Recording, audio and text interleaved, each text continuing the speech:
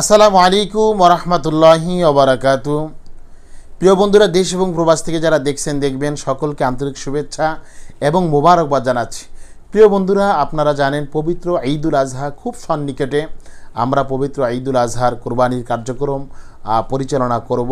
তো যেই বিষয়টি আমি বাংলাদেশ অন্তর্বর্তীকালীন সরকারের নিকট আমি আবেদন করব, ইতিমধ্যে চামড়া শিল্প কমিটির পক্ষ থেকে বিভিন্ন ধরনের আবেদন এবং বিভিন্ন দাবি দাওয়া নিয়ে সরকার কর্তৃপক্ষের নিকট বিভিন্ন ধরনের দাবি দাওয়া পেশ করা হয়েছে।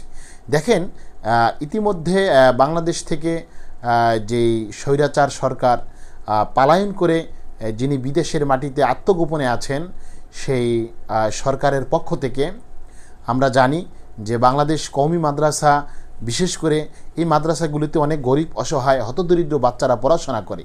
আর এই বাচ্চাদের খাবার খোরাকি এবং তাদের মাসিকের চার্জ, এটা কোরবানির পশুর যে একটা মানুষের পক্ষ থেকে যে একটা দান অনুদান আসে, সেটার পক্ষ থেকে কর্তন করা হয়। তো আপনারা জানেন ফেসিড সরকার এই মাদ্রাসায় কওমিয়াগুলোকে একটু দুর্বল রাখার জন্য এই পশুর চামড়া, একটা পশুর দাম যদি হয় 2 লাখ 2.5 লাখ টাকা, সেই পশুর দামটা সরকার কর্তৃক নির্ধারণ করা হয়তো 500 টাকা 600 টাকা। এটা মূলত কওমি মাদ্রাসাকে দুর্বল করে রাখার অন্যতম একটি পয়েন্ট।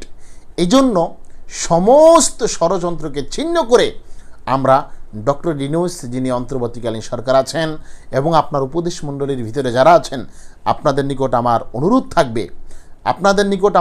থাকবে আপনারা এই কওমি মাদ্রাসার বিরুদ্ধে যত সব ষড়যন্ত্র আছে, এই ষড়যন্ত্রগুলোর ভিতরে অন্যতম হইল এই কোরবানির পশুর চামড়াগুলোকে দাম কমিয়ে দেওয়া। অথচ এক জোড়া জুতার দাম 2200 টাকা, 2500 টাকা, 3000 টাকা। অথচ একটা চামড়ার মাধ্যমে 10 জোড়া 20 জোড়া জুতা বানানো যায়, 10 থেকে 20 জোড়া জুতা বানানো যায়।